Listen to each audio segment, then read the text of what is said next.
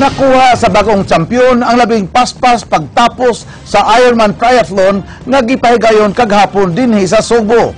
Napakyas ang kanhi champion sa miaging tuig sa pagpabilin nga number 1. Samtang pakyas usab sa ikaduhang higayon nga masulod sa top 25 finisher ang Bisaya nga triathlete, King Perez sugin limi.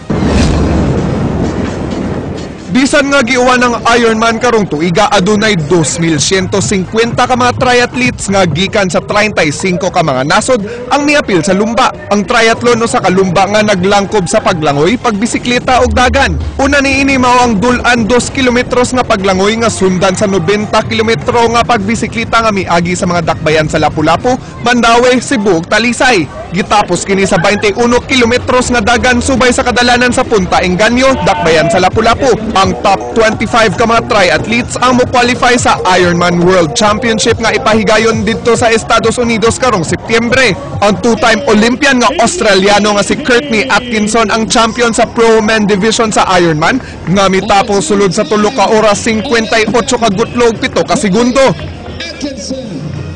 It's challenging and you've got to pace yourself very well in the race, but it doesn't matter whether you finish whatever time I finished in first or you're out there for another 3 hours. We're all racing in the same conditions. It's really nice to have everyone cheering and to see the whole island get into it. And you know, this is amazing event, and to have it on Cebu, to have an Ironman race on Cebu is something special for the province, and you know, I really hope we can come back here in the future. Ang laing Australiano nga si Pete Jacobs kinsang champion sa miaging tuig, nakakuha lang og second place. Tinguha niya nga mabawi ang kampyonato sunod tuig. I would have liked to win, obviously, and the swim set me up for a really good race with the break that we got. But I couldn't stay with Courtney. I had no energy at the start of the bike, and I just had to, wait for the rest of the guys to catch up. And then I was happy I was able to outrun those guys and take second place. So I was happy with the result. Samtang naguna sa Pro Women Division ang defending champion nga si Caroline Stephen, usa ka Swiss national nga mitapos sa lumba sulod sa 4 ka oras, 16 ka gutlog, 12 ka segundo. The swim was quite challenging. The swim was really rough, a lot of waves and a bit more wind on the bike than last year. But the sun isn't out today. It makes just a huge difference. So it wasn't that hot than last year. Yeah. I mean, that's amazing here. That's the crowd.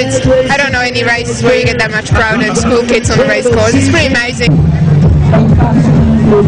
Ang 20 anyos nga first-timer nga si Benjo Norte, taga-syudad sa Cagayan de Oro, ang naguna sa Filipino Men Elite Division nga mitapos sulod sa 4 ka oras, 26 ka gutlog, 44 ka segundo. Mi-qualify si Norte alang sa umaabot nga Ironman World Championship.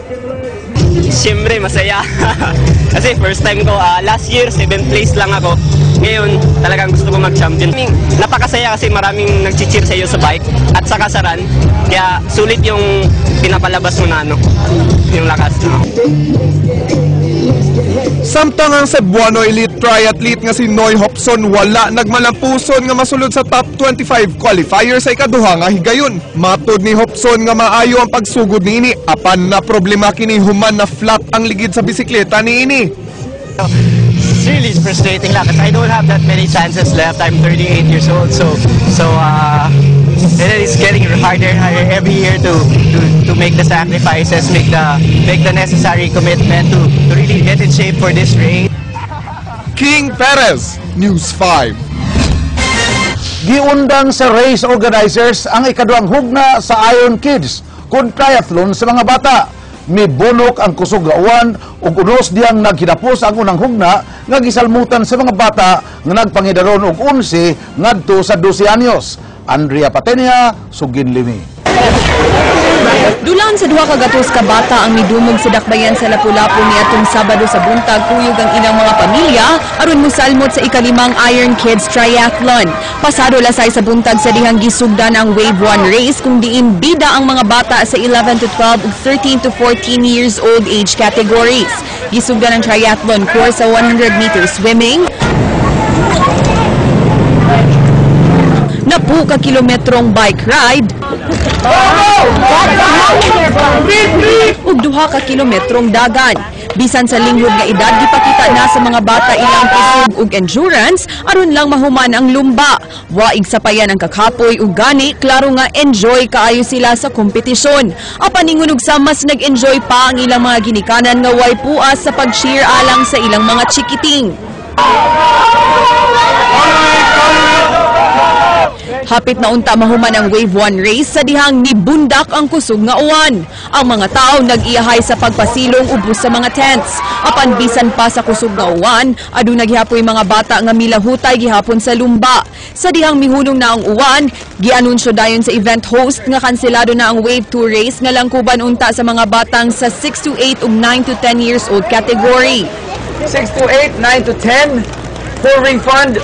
You get your shirts, you'll get your loot bags. Primary concern of Alaska Iron Kids is the safety of our kids. Although the weather is clearing up, we just found out that there's a lot of debris in the transition area and we don't want to sacrifice the safety, especially of the younger. Dismayado ang mga bata nga ready na unta kayo sa lumba, ilabi na kadtong mga gikan pa sa laing lugar sama ni ining cute nga mag-igsuong Jason ug Joshua nga taga Bacolod. Race is cancelled, but you feel bad? You would have wanted to join? Yeah. Did you really prepare for this? Yeah. How do you feel that the race is cancelled for your category? A little disappointed. Ang 10-year-old na Australian nga si Ella, makaapil na unta sa iyang labing unang triathlon kung wa lang nakanselar ang Wave 2 race. Sad because I wanted to do it, but then again, it doesn't really matter because I can always do another triathlon. Ang ilang mga ginikanan nagkanayon nga nakasabot sila sa organizer, sanglit mas importante ang safety sa ilang mga anak. I'm sad and actually I'm expecting my son to not only to join, though, at least to win. It's a 1-year preparation, but well, at least safe sila. A bit disappointed, but you can't do much about the weather, so it's okay. Pasado alas 10 sa dihang gisugdan ang awarding sa Wave 1 race nga gipanguluhan mismo sa mga Ironman defending winners sama sa 2012 world champion nga si Pete Jacobs. First placer sa 11 to 12 male category ang taga Quezon City nga si Bam Bam Manglikmot nga nakahuman sa lumba sud sa 31 minutes ug 38 seconds. Daog sa female category si Lauren Justin Plaza gikan sa Binyan City nga adunay race time nga 33 minutes ug 2 seconds. Sa 13 to 14 years old category, first placer sa mga lalaki ang 13-year-old nga si Arno Bates nga gikan pa sa Hong Kong City. May race time kini nga 29 minutes ug 59 seconds. Well, training's my life and I love triathlon, so I keep training, no matter what. Is this your first time to join or you've already been in other triathlon races before? I've been in lots of triathlon races in Hong Kong. This is my second time racing in Philippines. This is my second Iron Kids and I won this twice. First placer si Shaya Ruth Uy gikan sa Dipolog City nga mihuman sa lumba sud sa 34 minutes ug 32 seconds. Ikaduha na kini niyang Iron Kid Award, diinuna siyang nakakuha og Bronze Award. Keep on training and believe in yourself. Think positive, but always pray to God. And discipline. Samtang nakasud sab sa top 10 sa Wave 1 race ang mga subuanong bata nga sila si Lorraine Han, Minya Villaba, Niza Archival, Justin Chongbian, Ralph So, Alia Mataragnon, Mercy Priagula ug Diane C. Andrea Patenia, News 5.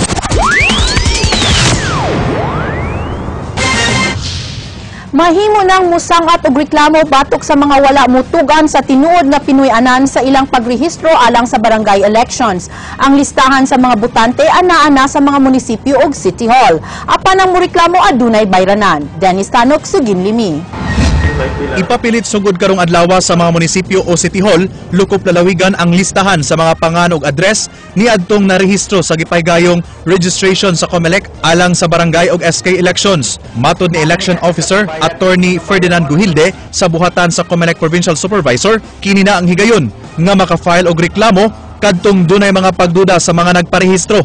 Ubay-ubay ang nagpabalhin sa ilang rehistro sa laing barangay ug nalatid sa balaod nga kinahanglang 6 kabuan nga nagpuyo sa maong lugar aron kaaprubahan ang ilang voters registration. They have until August 8 to file a written opposition to the application. It must not only be written, it must also be under oath. So, notaryado na siya. Lakip usab nga gipadadaan sa COMELEC sa listahan mao ang sisimpel og ang mga pangusa ng kadaiyang political party. Mato ni Guhilde, dunay bayranan ang mo-file og reklamo. Usa ka gatos ka pesos matag usa ka tawo nga ireklamo og 50 pesos nga summons fee sud sa napo ka kilometro ug dugang 10 pesos kun mulapas kinig usa ka kilometro. So, igurabi mo dawat og mga written pleadings, no, like the opposition, the answer, mga evidences nila, attachments. Igura na dawat ko niya. Kung dunay clarificatory questions, the ERB can ask during the hearing. After that, it will be submitted for resolution. Samtang kunway mo reklamo, ang election officer na nga mo'y pangu sa Election Registration Board, mo'y mubuhat og lakang, ilabi na kadtong may kadudahang pagparehistro. Kung wala mo post, the ERB on its own, no, or motu proprio, pwede niya tanaw kung tinuod ba yun ng resident. Pwede siya may proactive ERB na siya mismo ma-investigate. Labi na kung we see an abnormal trend na sobrang kadagan, let's say, tibuok pamilya ni transfer nasa mga parente, nagdungan din sila. Dennis Tanok, News 5.